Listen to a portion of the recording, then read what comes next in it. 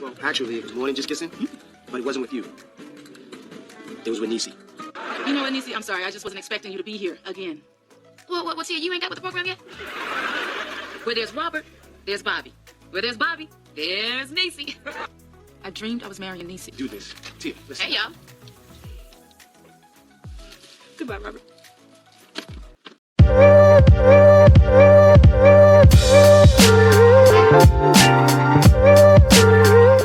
Hello and welcome back to another episode of All Things Girl World. In today's video, we're diving into season 1 of the 2003 UPN sitcom, All of Us. This season sets the stage for how blurred boundaries and unspoken insecurities shape the dynamic between Neesee, Tia, and Robert. From Neesee occasionally overstepping under the guise of co-parenting, to Tia seemingly unsure of her place, and Robert trying to move on while still showing signs of jealousy and control, we're getting into all of it. Let's talk about it. All of Us is an American sitcom that originally aired on the UPN network from 2003 to 2006, concluding its final season on the CW in 2007. The show was co-created by Jada Pinkett Smith and Will Smith, and it gave us a layered portrayal of modern family dynamics, especially co-parenting, blended families, and the challenge of moving forward while still dealing with the past. Here's the setup. Neesee James is the ex-wife of Robert James. Together they share a son named Robert Jr., affectionately known as Bobby. Robert has since moved on and is now engaged to his new girlfriend Tia. And that's where things start to get complicated. First, I want to talk about Neesee. When we were first introduced to Neesee as the stylish and sassy ex-wife, it's clear almost immediately that she has no issues crossing boundaries, especially when it comes to the home that she once shared with Robert. Even though he's now in a serious relationship with Tia, whom he eventually moves in, Neesee still comes and goes as she pleases, and I mean that quite literally. She shows up unannounced, walks in without knocking, and even uses the kitchen to run her catering business as if nothing's changed. This goes on for much of season 1 until Tia can't take it anymore, which we'll get into that a little later. Now, to be fair, Neesee was co-parenting their son Bobby, so it makes sense that she would need to stop by Robert's house from time to time, especially when they needed to have important conversations as a family. But there were moments where it felt less about Bobby and more about maintaining control. At times, Neesee seemed to use co-parenting as a convenient reason to insert herself into Robert and Tia's relationship. God, I've always loved this couch. Robert, your little friend is trying to erase me. First it's our couch, next it's our son. His son is also my son. And the only person in the room without a son is you. I thought an independent woman wouldn't want to be bothered with all of that. You can't talk to me about being independent. I'm a single woman raising a child. There's no one more independent than that. And until you have a child of your own, you won't be able to understand that, period. I've been planning Bobby's parties from the day he was born, which, for your information, was a Wednesday at 9:49 a.m. when you was just probably dragging in from some club. So I don't need you to try to turn this into an Olympic competition. But Neesee wasn't all bad. There were definitely moments that showed her heart, like when Bobby was struggling to adjust to Tia moving into the house. It was actually Neesee who suggested a family game night of Twister, then gracefully excused herself so Bobby could bond with Tia and Robert. Or when Robert forgot Tia's birthday, Neesee catered the party and helped plan the surprise just so Tia wouldn't feel forgotten, even though Robert had a pattern of forgetting birthdays when they were together. But Neesee also wasn't without her own insecurities either. One moment that really stood out was when Robert filmed a profile video about his blended family and asked both Tia and Neesee to be a part of it. In the final cut, the producers edited Neesee out, making it look like Tia was Bobby's mother. That had to sting. Regardless of how strong or sassy Neesee was, no mother wants to feel erased, especially when there's already tension about her being replaced. Is that your nanny? No, sweetie, I'm his mother. I saw the news. You know, don't believe everything you see. I didn't just see it, I heard it too. Next up is Robert, the man who's trying to move on with a new relationship, but still wants to maintain a bit of control over his past. Throughout season 1, it's obvious that Robert hasn't fully worked through his feelings for Neesee. Even though he's engaged to Tia, he often reacts strongly whenever Neesee starts dating someone new.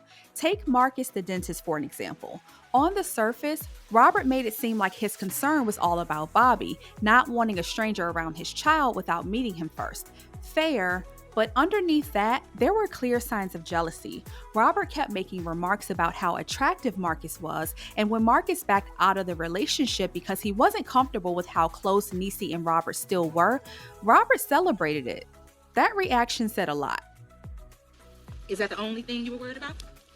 What do you mean? I mean, maybe you were a little upset because you were afraid Neesee was moving on. The only thing I'm worried about Neesee moving on is the weekend. Then came Johnny, Robert's best friend, played by Will Smith. When Johnny and Neesee started dating, I honestly can't even fault Robert for being upset because that was crossing a line. Even though Johnny claimed that he had stepped aside years ago to let Robert date Neesee, the fact still remains that's still his best friend. And in my opinion, once you date one friend, the other should be off limits. But what really threw me was when Neesee proposed to Johnny. That moment felt completely out of character. With all her confidence, composure, and sass, I never expected her to be the one to get down on one knee. It almost felt like a reaction. Maybe seeing Robert move on stirred something in her, and maybe she wanted that same sense of love, commitment, and stability for herself too. Robert had an even bigger issue with Neesee dating Johnny than he did with Marcus, and rightfully so. He vented to Tia, who rightfully asked, why is it that he always had such a problem when Neesee dated someone new? It's a fair question, and while Robert may not have wanted to be with Neesee anymore, he still didn't seem to want anyone else to be with her either. Robert also had a habit of brushing off Tia's concerns with humor. Anytime she brought up Neesee's overstepping or how uncomfortable the situation made her, he'd crack a joke or make light of it, as if that would smooth things over. But instead of actually addressing the issue and setting firm boundaries, sometimes he avoided it. And that's part of the problem. There's no reason why Tia should be voicing these concerns early on, clearly expressing her discomfort, and by the end of season 1, she's walking out the door because things have only gotten worse. Robert never really handled the situation like he should have. He wanted to keep the peace, but in trying to please everyone, he left Tia feeling unsupported and emotionally on her own. In the end, Robert's inability to set clear boundaries with Neesee, with Tia, and honestly with himself is what allowed so much tension to build. He may have thought he was keeping things balanced, but all he really did was create a space where no one felt fully secure. And when boundaries aren't established, someone always ends up walking away. Now, let's talk about Tia, the woman caught in the middle, trying to keep her grace in a situation that rarely gave her peace. Tia's personality was quirky, upbeat, and honestly, a little awkward at times, but she was likable. She walked into a situation that was already complicated and tried her best to handle it with grace, but it wasn't easy. Tia struggled with Robert and Neesee's co-parenting dynamic, especially because the boundaries were basically non-existent. Neesee was always around, and Robert didn't do a really great job of establishing limits, even though he was now building a life with Tia. It also seemed like Tia felt intimidated by the fact that Neesee had a child with Robert and she didn't. And while she never directly said it, there were moments where that insecurity slipped through. Still, Tia made an effort to remind Neesee that she was the new woman in Robert's life. It wasn't necessarily malicious, but it felt like she was trying to hold her ground in a situation that she never really had control.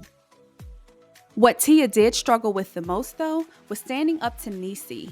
Neesee's wit was unmatched, and while Tia tried, she was never much of a verbal match. Still, I don't think it came from weakness. I think Tia was genuinely trying to be respectful of Neesee as Bobby's mother and not disturb the co-parenting flow, even though it was clearly uncomfortable for her. But all of it eventually became too much. In the final episode of season 1, Robert confesses to Tia that he's been having dreams about Neesee, and that's when Tia starts to have dreams of her own. But in hers, she's not marrying Robert, she's marrying Neesee. Now, it's not about sexuality or romance, but more about what the dream represented. Tia interpreted it to mean that marrying Robert also meant marrying his past, his ex, his whole situation. She wakes up to find Neesee already in the house cooking. She sees her at Robert's job. She sees her at her own job, Bobby's school, where Tia teaches. Neesee is everywhere, and Tia finally has to ask herself, do I want this life? Season 1 ends with Tia walking out of Robert's house, telling him they may need some space. And honestly, I don't blame her. Why you get so worked up over a dream, baby? Because it's not a dream. It's reality. I marry you. I marry Neesee. I guess that makes sense because it feels like I've been dating her for the past year and a half. I go to school, she's there. I come home, she's here. I go to your office, she's there. And now we go to sleep and boom, there she is, right in our bed. Tia, I don't enjoy having Neesee around all the time. But Neesee and I have a son together. I know. And I love him. But I guess I didn't realize how much his mother was going to be a part of our lives. Season 1 of All of Us showed us that love isn't just about who you're with, it's also about what you're willing to carry. And when boundaries aren't clearly set, even with the best intentions, emotions get tangled, roles get blurred, and people get hurt. One thing I've noticed with these types of dynamics is that viewers often side with whoever feels most relatable to their experience. And while that's completely natural, I want to challenge you to put yourself in both Neesee and Tia's shoes. Neither of these women were in the ideal situation. Yes, you could say Tia chose to be there, but Neesee also chose to initiate the divorce. And watching your former partner move on is never simple, no matter who ended things. This isn't about assigning blame, it's about understanding. Both women were navigating a situation that came with emotional landmines, and sometimes the only way to really unpack that is through empathy. Let me know your thoughts in the comments. Were you Team Tia, Team Neesee, or just frustrated with Robert half the time? Let's talk about it respectfully, of course. Don't forget to like, subscribe, and share this video with someone who remembers the UPN era. And stay tuned because I'll be breaking down Season 2 very soon. As always, thank you so much for watching, and I will talk to you all in the next video.